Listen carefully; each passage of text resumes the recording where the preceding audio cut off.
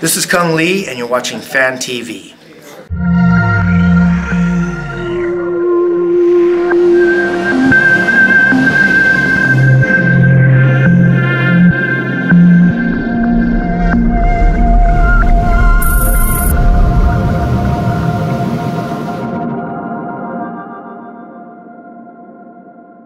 Whatever we do, you'll see it, because it'll be a public filing. And would you be able to, in a pretty, I know it's a long process as you mentioned, but just sort of lay out an early timeline of what we can expect for those of us that don't cover legal matters? I mean, what is the process here that we can expect to see unfold? So there are various things that will happen. The first thing that will happen is that we filed the complaint. So that's the first thing. Zuffa, the defendant, will be served formally with the complaint. Then they will have an opportunity to respond to the complaint. They can either answer it or move to dismiss. We don't know what they will decide to do. If they answer it, then we begin a period of discovery, which is where both sides take each other's depositions and exchange documents. And we move towards trial. If they move to dismiss the complaint, that we answer that with a brief. The court decides whether the case moves forward or not. We expect it to move forward. And then we go into discovery and move forward. So the first step would be answer or motion to dismiss. The next step likely would be some measure of discovery. After that, you have seeking of class certification. Again, we're seeking certification, asking the court to designate the bout class and identity class as classes so that these fighters can represent all of the fighters who are similarly situated, and the court needs to do that under Rule 23 of the federal rules. And after that, we seek an injunction through the court and a jury trial for damages. And if it does go to the trial... Could you repeat that, Ariel? You didn't come through all the way. Mr. Helwani, could you please press star and 1?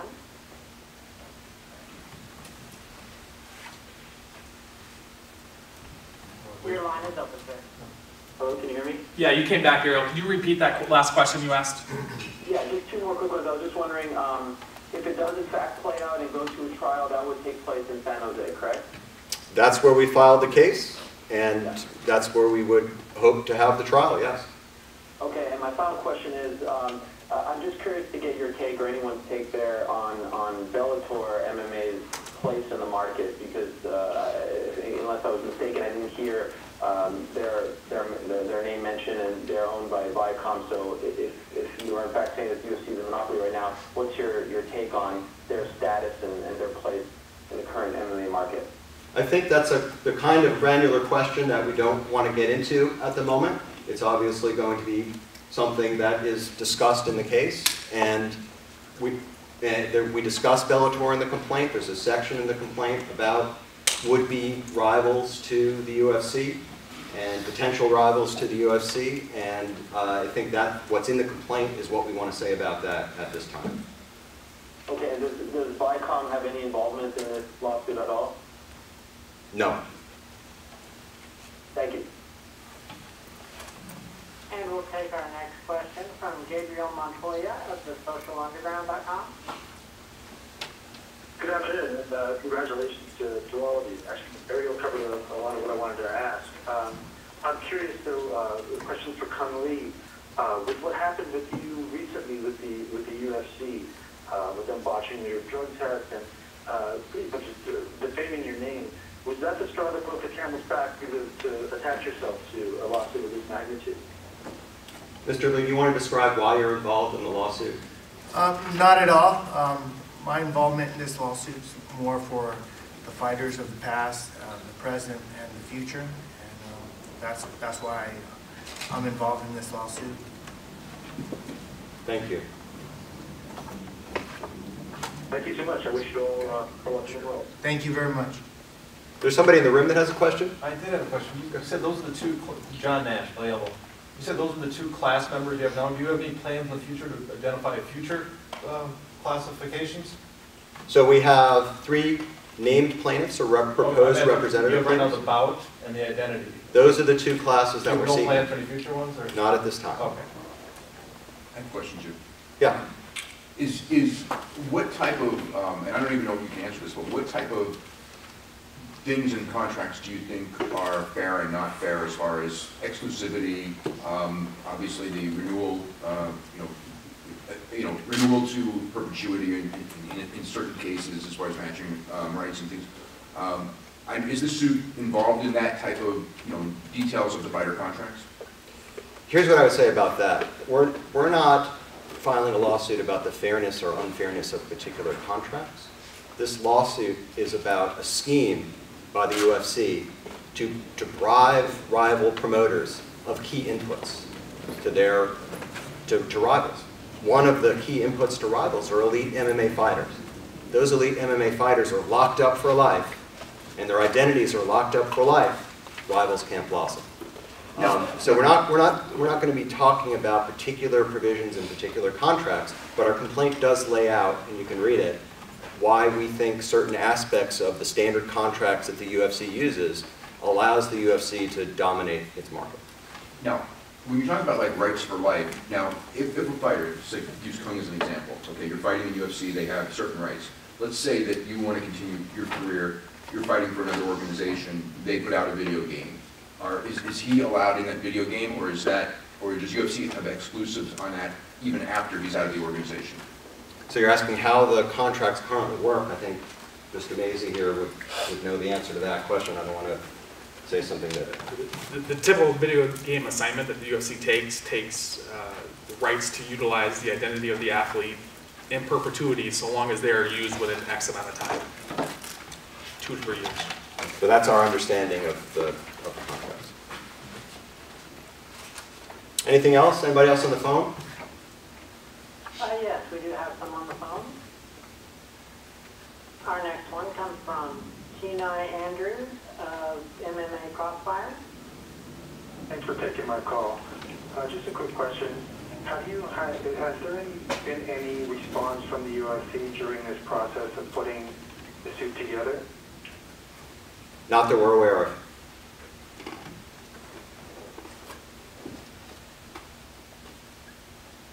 I'm sorry? Not that we're aware of. Oh, okay. Thank you. And we have a question from Stephen Morocco of the USA Today. Hi, it's sort of a follow-up on what Dave asked.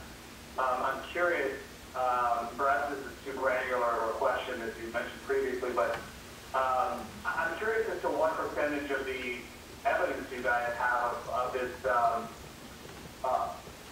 the evidence that's being utilized in the suit, or that, what you guys have to basically prove these guys, what they did basically to misbehave. What percentage of these things are in the public domain, and what evidence do you have hasn't been seen by the public, and is stuff that you have is proprietary, stuff that hasn't been out there already? That's the kind of question I don't think we want to answer at this time. I mean, do you guys have stuff like documented contracts, stuff that basically proves that the UFC engaged in anti-competitive practices? Well, what I would say is that every allegation in our complaint is backed by sufficient information for us to sign our names to it as officers of the court. Okay. Is this also too granular in asking, can you give us a sense of what you'd be seeking during discovery and who you'd be seeking to depose? No, that is too granular. We're not going to go into our legal strategy at this time. Okay, thanks very much. Sure. We have a question from Bob Carson of Carson's Corner. I want to address a question to the fighters. Maybe they can and cannot answer this, but is there any concern about possible reprisals from organizations that are considered, feeder organizations for the UFC, like World Series of Fighting or Bellator or anything like that, for fighters that are possibly, under contract or may consider going to these organizations? This is Eric Kramer again for the legal team. I don't think we want to have anybody speculate about what might or might not happen and what kind of retaliation there might not be. We hope that that everyone out there respects what is happening here and what these people are doing. They're fighting for their rights in a court of law, and nobody should retaliate against people who fight for their rights in a court of law. It may happen. It's wrong. It may happen, but we're not going to speculate about whether it will happen or won't. And my second question, I guess it could be addressed to really anybody.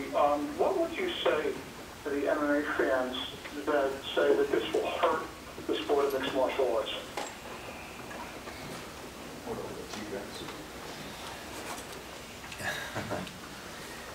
I would disagree that this will hurt the sport of martial arts. It's been shown over the past 100 years since Theodore Roosevelt initially engaged as the great trustbuster.